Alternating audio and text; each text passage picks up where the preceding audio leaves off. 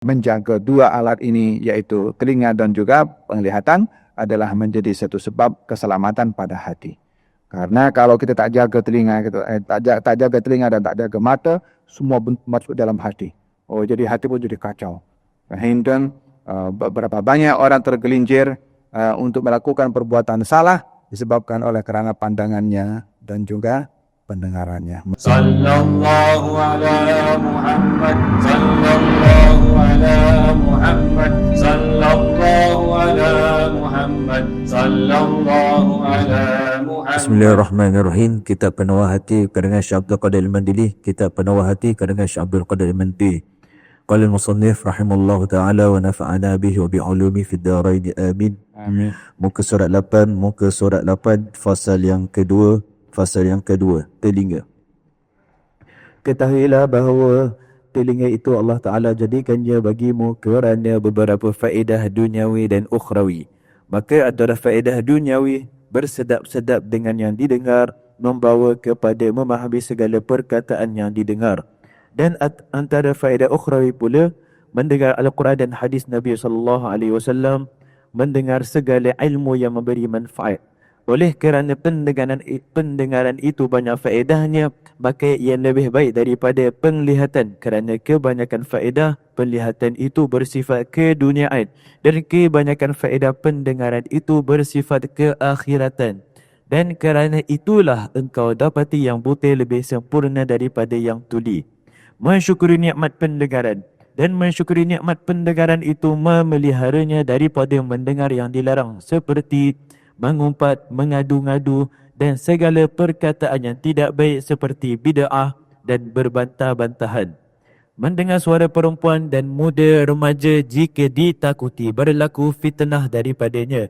Mendengar alat-alat permainan yang diharamkan seperti serunai dan gendang. Dan engkau jangan tertipu disebabkan ada pihak yang menghalalkan mendengar umpama serunai itu kerana pendapatnya itu menyalahi Al-Quran dan hadis Nabi SAW. Maka lazimkanlah memeliharakan pendengaranmu daripada perkataan yang keji dan yang sia-sia itu. Kerana sesiapa yang berusaha untuk mendengar perkara itu, ia bersekutu dengan mereka yang berkata-kata pada dosa daripada perkataan yang haram itu, dan lagi mendengar perkataan yang sia-sia dan keji itu mendatangkan was-was ke dalam hati. Dan ketahuilah bahawa perkataan yang didengar itu seperti makanan, setengahnya memberi manfaat dan setengahnya memberi mudarat, dan setengahnya penawar dan setengahnya racun. Bahkan berkekalan perkataan itu lebih lama di dalam hati berbanding daripada berkekalan makanan di dalam perut. Kerana makanan itu hilang dari dalam perut besar dengan tidur dan umpamanya. Dan terkadang ia berkekalan di dalam perut beberapa hari, kemudian ia hilang dengan makan tencahar, yakni julap. Adapun perkataan yang jatuh ke dalam hati, terkadang ia berkekalan di dalam hati seumur hidup. Jika ia perkataan yang jahat, maka ia sentiasa menfitnah dan mendatangkan was-was, bahkan terkadang ia menyebabkan kebinasaan yang besar. Maka orang yang berakal hendaklah bersungguh-sungguh pada memeliharakan pendengarannya dan segala anggotanya sebelum ditanya daripadanya pada hari kiamat. Firman Allah Ta'ala, A'udzubillahi minasyaitanirrajim, Innas sam'a wal basara wal fu'ada kullu ulaika kana anhu mas'ula. Maksudnya, sesungguhnya pendengaran dan penglihatan serta hati, semua anggota itu tetap akan ditanya tentang apa yang dilakukannya. Wallahu a'lam. Naam. Syekh Abdul Qadir Al-Mandili dalam kitabnya Penawar Hati ada menyebutkan tentang pasal kedua mengenai telinga. Bagaimana menjaga telinga dan nikmat yang Allah Subhanahu wa taala pada telinga. Nikmat telinga ini terbagi kepada dua. Nikmat di dunia, kita dapat mendengar kata-kata dan juga mungkin sesuatu hal yang sedap untuk didengar. Dan juga mengambil manfaat daripada perbualan-perbualan kita dengan kita dapat mendengar yang kesemua itu tidak akan dapat dirasa jika telinga tidak berfungsi dengan baik. Adapun di akhirat, manfaat telinga pada akhirat ketika mendengarkan ilmu, mendengarkan Quran, mendengarkan hadis Nabi SAW, mendengarkan nasihat. Kesemua pendengaran itu bila masuk dalam hati, maka ia akan menjadi satu manfaat di akhirat yang akan didapat oleh orang itu melalui pendengaran tersebut. Manusia ini bila digambarkan satu negara, maka pintu imigrationnya itu ada dua. Yang pertama adalah mata, yang kedua adalah telinga. Seluruh anggota badan ini, yang terutama sekali adalah hati, umpama presiden atau perdana menteri yang ada dalam tubuh badan kita. Rakyatnya itu adalah telinga, tangan, kaki, perut, kemaluan, itu menunggu arahan daripada hati untuk bagi perintah. Cuma pintu laluan yang akan mempengaruhi kepada hati ini adalah mata dan telinga. Lidah apa semua ini bergantung kepada apa yang diinstruksi oleh hati. Tapi bergantung kepada apa yang dilihat oleh mata dan juga oleh telinga. Oleh hadza, seseorang bila melihat kalau orang berjalan di depan nampak akan tergelincir, nampak ada benda tajam. Pasal kita nampak, hati-hati harus tergelincir, harus kena benda tajam. Kita bicara lisan ini adalah sebab mata nampak kepada orang itu khawatir takut tergelincir atau terkena benda tajam. Demikian juga telinga bila mendengarkan sesuatu yang kita akan mengambil reaksi dengan perbuatan bila telinga mendengar dan hati akan memberikan arahan kepada seluruh anggota tubuh badan. Contohnya, kalau kita mendengarkan orang meminta mengambilkan darah, walaupun kita mungkin tak lihat orang itu ada di belakang tabir atau di belakang di luar pintu, contohnya tolong ambilkan barang, kita mendengar, maka kita pun ambil barang itu berikan kepada orang tersebut, kita bantu orang itu walaupun kita tak nampak.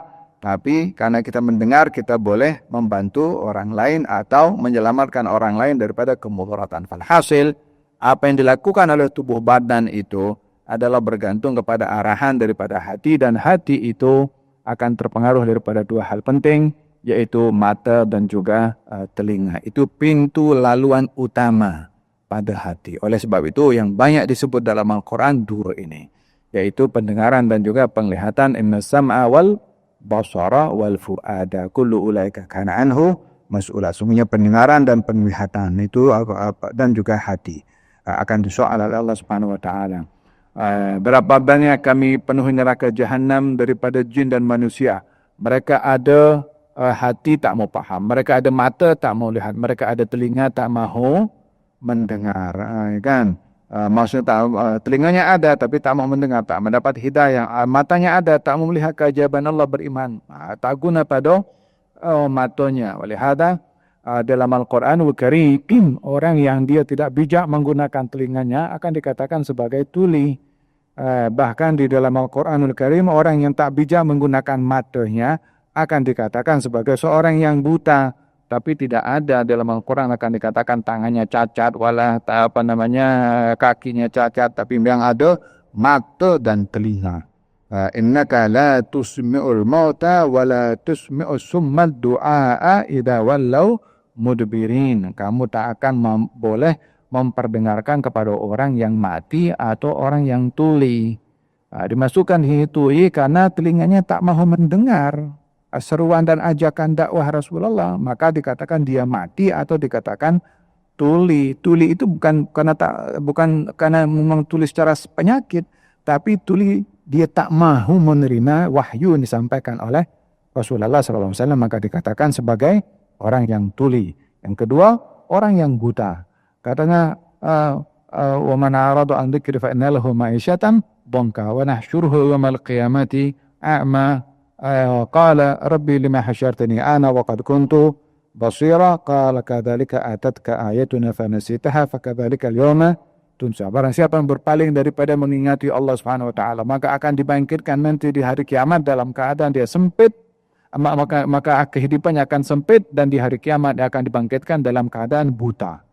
Maka orang itu bertanya, ya Allah, kenapa engkau bangkitkan aku buta sementara aku di dunia boleh melihat? Allah berfirman demikian, kalau aku tunjukkan kepada kamu ayat-ayat kebesaran kami untuk beriman kepada kami, kamu lupakan, kamu tahu beriman, maka hari ini kamu dilupakan dengan dibutakan sekali oleh Allah Subhanahu wa ta'ala. Oleh sebab itu betapa pentingnya dua laluan ini, mata dan juga telinga, dan alangkah sukarnya di zaman ini untuk kita menjaga mata. Macam mana nak jaga mata? Dengan macam-macam hal setiap hari. Kalau kemarin kan kita bab yang pertama, Syekh ada mengatakan kalau mata ini adalah pandangan panah daripada panahnya iblis. Oh, tak cukup mata pun juga, sekarang pun telinga juga. Faham? Walihada ketika baginda Rasulullah duduk dengan orang-orang musyrik lalu berbicara hal-hal yang tak elok, Allah berfirman, fala taqudu ma'ahum hatta yakhudu fi haditsin ghairih. Kamu bangkit tinggalkan mereka. Jangan dengar apa mereka cakap sehingga mereka bercakap benda yang lain. So apa sebabnya? Ingin menjaga telinga ini supaya tidak menjadi laluan segala sampah boleh masuk kita punya telinga, atau segala sampah boleh masuk kita punya mata. Berharga ini mata. Kata ulama mengatakan, coba jadikan kita ini kalau menjaga mata ini adalah dengan tujuan untuk melihat Allah nanti di akhirat. Supaya mata ini ada kelayakan untuk melihat Allah. Janganlah di dunia tengok sampah semua benda, aurat apa semua. Kemudian nak tengok Allah Subhanahu wa ta'ala. Setelah digunakan untuk benda-benda yang tak elok, benda-benda yang memalukan. Kemudian Allah Subhanahu wa ta'ala, alangkah malunya menggunakan mata pada tempat yang tidak disukai oleh Allah. Pada masa yang sama, kita nak gunakan ia sebagai alat untuk melihat kepada Allah Subhanahu wa ta'ala. Sama juga dengan telinga. Jadikan telinga ini nak dengar Allah Subhanahu wa ta'ala berfirman, nak mendengarkan Rasulullah bercakap dengan kita. Janganlah satu mendengarkan hal-hal yang tidak elok, yang kotor. Pada masa yang sama, kita nak gunakan telinga ini untuk mendengar Allah berfirman, Nabi bercakap kepada kita di akhirat. Maka jadikanlah itu sebagai satu al-hisn. Saya nak jaga mata saya untuk tengok Allah nanti di akhirat. Di dunia kena jaga. Di telinga ini saya nak dengar Allah bercakap dengan saya nanti di akhirat. Mana bercakap dengan saya dengan saya nak dengar. Jadi telinga saya bukan mendengar itu, maka di sini saya kena jaga. Wahakadha menjaga dua alat ini, yaitu telinga dan juga penglihatan, adalah menjadi satu sebab keselamatan pada hati. Karena kalau kita tak jaga telinga, tak jaga telinga dan tak jaga mata, semua masuk dalam hati. Oh, jadi hati pun jadi kacau. Dan berapa banyak orang tergelincir untuk melakukan perbuatan salah disebabkan oleh kerana pandangannya dan juga pendengarannya. Mudah-mudahan Allah SWT lindungi kita daripada menggunakan telinga bukan pada tempatnya, dan menjadikan telinga kita sentiasa mendengarkan firman Allah, sabdanya Rasulullah, kalamnya para ulama yang menyentuh kepada hati dan jiwa dan jadi penawar kepada hati dan jiwa kita. Amin. Allahumma amin. Jazallahu anna Sayyidana Muhammadan